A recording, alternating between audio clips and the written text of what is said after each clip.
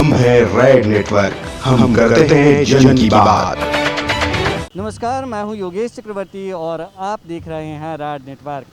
बिहार विधानसभा चुनाव में अब कुछ ही दिन बचे हैं और ऐसे में राजनीतिक पार्टियां ही नहीं, वो तमाम लोग सरकार के खिलाफ कहें या अपने अधिकारों के लिए सड़क पे उतर आए हैं, जिन्हें लगता है कि अभी आवाज़ बुलंद करने से सरकार की कानों तक उनकी गूंज सुनाई देगी।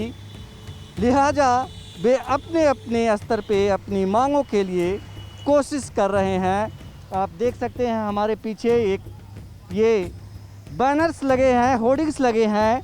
15 सालों के मुख्यमंत्री से युवाओं के 15 सवाल। नीतीश जी जवाब दीजिए, बीएसएससी CGL 3 की वैकेंसी 2014 के बाद 6 साल बाद भी आज तक क्यों नहीं आई? बीएसएससी प्रथम इंटर स्तरीय 2014 बहाली 6 साल बाद भी पूरा क्यों नहीं हुआ? दरोगा पेपर लीक की CBI जांच क्यों नहीं करवा रहे हैं? बीपीएससी के इंटरव्यू में 25 लाख रुपए लेकर डिप्टी कलेक्टर और DSP बनाने वाले रामा किशोर सिंह पर मुकदमा दर्ज होने के 1 साल बाद भी कार्रवाई क्यों नहीं हुई? ग्रेजुएशन की 13 साल की डिग्री 5 से 6 साल में क्यों? PU को छोड़कर बिहार के प्रतियोगी परीक्षाओं में धांधली क्यों? अन्य राज्यों में अधिकतम उम्र सीमा सामान्य वर्ग 40 से 42 वर्ष है, तो बिहार में 37 वर्ष क्यों? इस तरह से कुल 15 सवाल मुख्यमंत्री से पूछे गए हैं और ये पूछा है राष्ट्रीय छात्र एकता मंच के अध्यक्ष दिलीप कुमार ने। और दिलीप कुमार हमारे साथ हैं इस वक्त।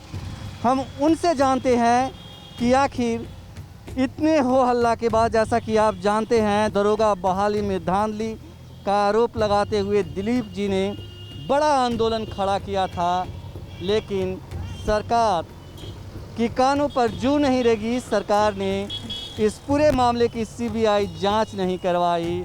अब जब विधानसभा चुनाव आया है तो दिलीप जी सरकार के खिलाफ इस तरह से झंडा उठा रहे हैं और इंसाफ मांग रहे हैं। दिलीप जी, क्या यही कोशिश है ना कि चुनाव में शायद सरकार आपकी बात सुन जाए?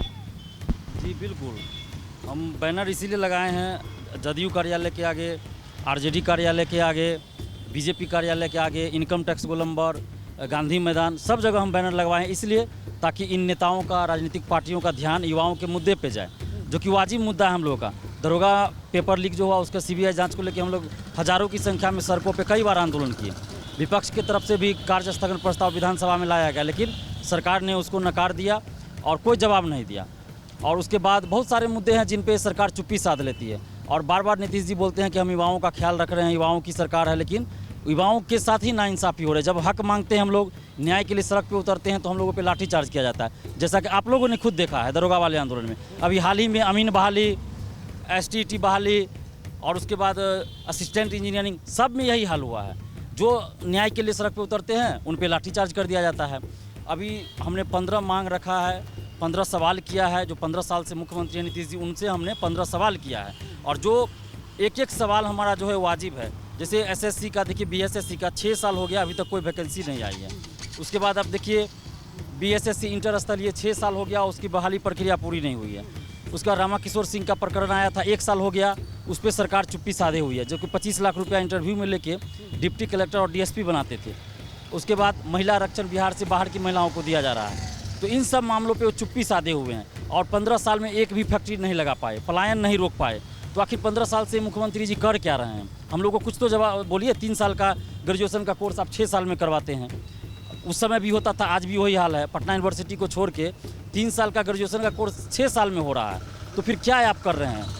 युवाओं के लिए क्या कर रहे हैं? जी, एक सवाल यहाँ बनता है कि अभी चुनाव का वक्त है, हालांकि आप आंदोलन पहले से कर रहे हैं, चुनाव का वक्त है और इस तरह के सवाल उठाने पे आपके द्वारा आप पे ये भी आरोप लगते होंगे कि आप किसी खास पार्टी के लिए मतलब काम कर रहे हैं। इस तरह के आरोप लगेंगे नहीं आप पे? इस तरह के आरोप आज से नहीं, जब से हम छात्र हित का मुद्दा उठा रहे हैं, इससे पहले हम BPSC का भी आंदोलन किए थे पिछले साल, उसमें भी ये बहुत सारे लोगों के द्वारा कहा गया कि हम किसी पार्टी के लिए काम कर रहे हैं। दरोगा आंदोलन जब हुआ उस समय भी यही कहा गया कि हम किसी पार्टी के लिए काम कर रहे हैं। तो ये कुछ लोगों की संकीर्ण मानसिकता होती है कि आप कुछ भी काम करेंगे तो उसमें वो जाति के आधार पे कुछ आरोप लगा देंगे, कुछ आपको धर्म के आधार पे आरोप लगा देंगे। तो मेरी जाति के आधार पे कुछ लोग ऐसा आरोप लगाते हैं कि किसी खास पार्टी के लिए हम काम करते हैं। लेकिन मेरा अभी तक का बयान देख लीजिए, चाहे वो मीडिया में हो या फेसबुक पे, सोशल साइट पे हो, कभी भी मैंने किसी पार्टी के लिए वोट नहीं मांगा है। मैंने ये नहीं कहा कि किसी नेता को आप वोट दीजिए, हाँ, लेकिन मैंने ये हमेशा कहा है कि जो युवाओं के मुद्दों पर ध्यान दे उसको आप वोट दीजिए। और नीतीश जी चूँकि 15 साल से मुख्यमंत्री है, इसलिए हम चाहते हैं, नीतीश जी चूँकि युवाओं पे ध्यान नहीं दे रहे हैं, इसलिए हम लोग चाहते हैं कि नीतीश जी का हम लोग बहिष्कार करें और इनको सत्ता से दूर करें। सत्ता से दूर इसलिए करें ताकि ये जो घमंडी हो गए हैं, तानाशाही हो गए हैं, तो इनका घमंड चकनाचूर हो। क्योंकि हम ही जैसे युवाओं ने इनको वोट देके सत्ता में लाया था 2005 में भी, 2010 में भी, 2015 में भी, और हम ही लोगों पे ये बार बार लाठीचार्ज करवाते हैं। आखिर सरकार में जो है, युवा अगर उनसे कुछ मांग रहे हैं, मुद्दा उठा रहे हैं, तो सरकार को चाहिए कि उस पर संज्ञान ले, ध्यान दे। आप विपक्ष का नेता या फिर विपक्ष के पार्टियों के द्वारा विधानसभा में प्रस्ताव लाया जा रहा है, आप उसको स्वीकार नहीं कर रहे हैं। विधानसभा में आप बोलने नहीं दे रहे हैं। पटना विश्वविद्यालय को केंद्रीय विश्वविद्यालय दर्जा दिलाने का जदयू का मेन नारा था पटना विश्वविद्यालय छात्र संघ के चुनाव में। और जब सदन में यह मुद्दा उठाया गया तो विधानसभा अध्यक्ष बोलते हैं ये सब कोई मुद्दा नहीं है, बैठिए बैठिए, बैठा दिया जाता है। ऑन रिकॉर्ड है, वो वीडियो वायरल हुआ था। तो बाहर तो आप दिखाते हैं कि हम युवाओं के लिए काम करें, लेकिन सदन में जब युवाओं से जुड़े मुद्दे पूछे जाते हैं तो विधानसभा अध्यक्ष भी चुप करा देते हैं, उनको नहीं बोलने देते हैं। ये बताइए कि जिस तरह से तेजस्वी यादव अभी दावा कर रहे हैं युवाओं के हितों के लेकर, तो आपको क्या उनसे उम्मीद है या फिर वो भी एक खाना पूर्ति कर रहे हैं? क्या लगता है आपको? आप ये यूथ की जो बात कर रहे हैं ये सही है? आपको लगता है कि अगर ये आते हैं तो आपकी हेल्प करेंगे, यूथ की बात करेंगे?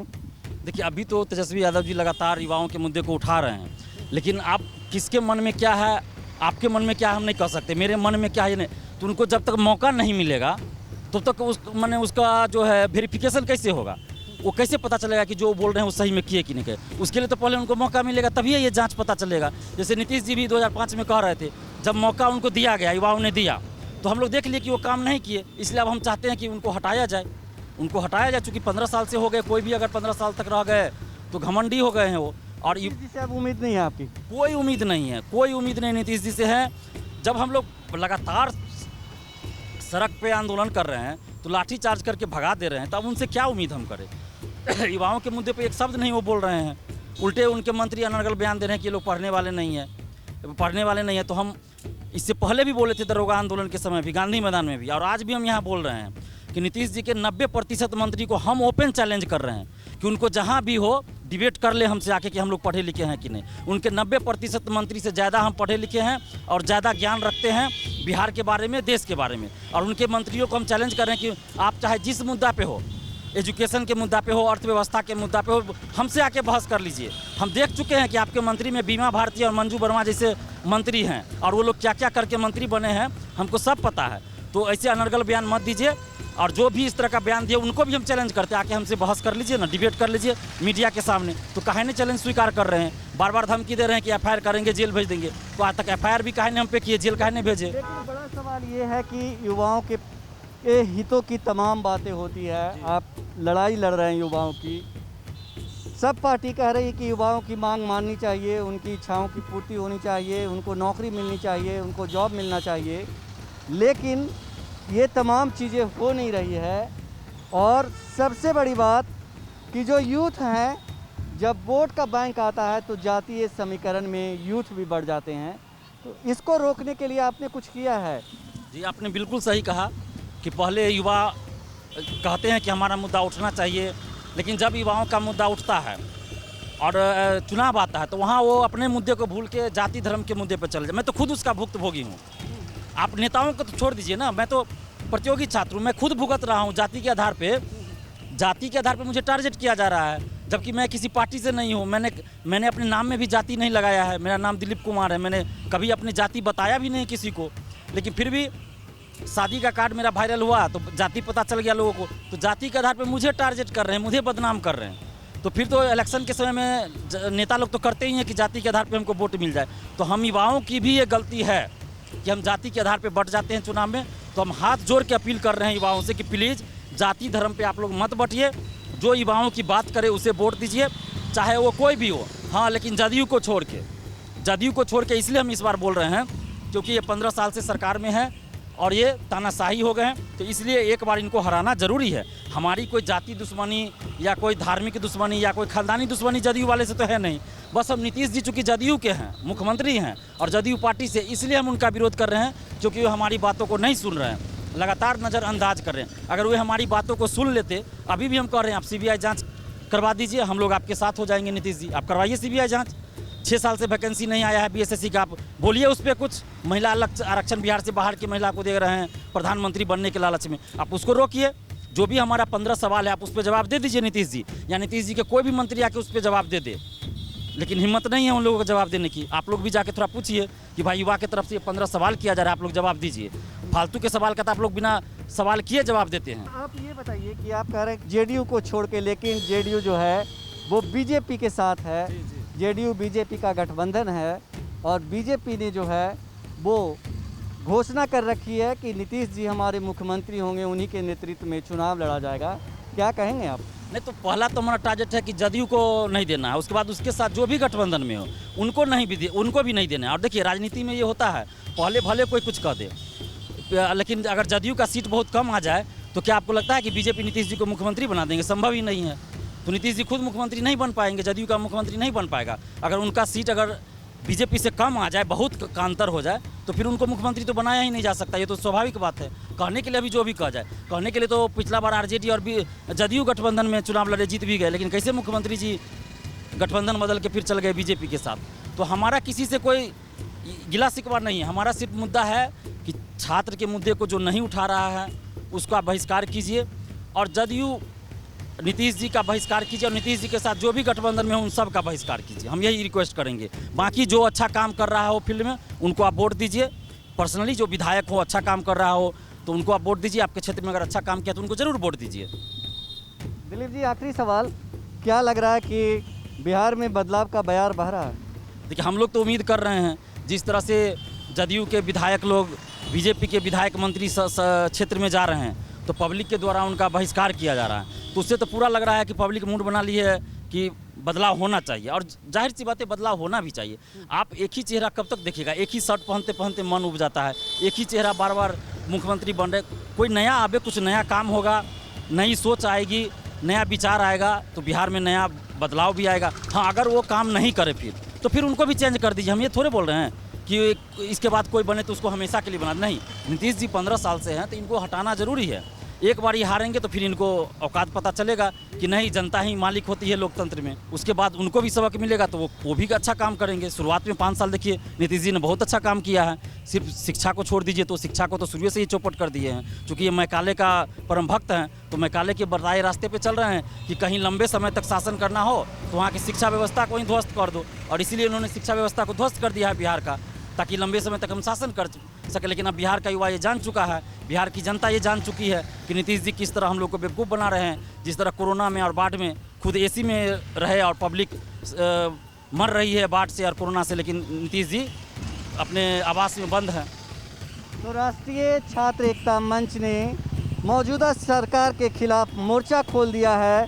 सरकार से 15 सवाल पूछे हैं, खास करके मुख्यमंत्री नीतीश कुमार से कि आप 15 साल से शासनकाल में हैं, आप हमारे यानी कि यूथ के 15 सवालों का जवाब दीजिए, अन्यथा आप गद्दी छोड़ दीजिए।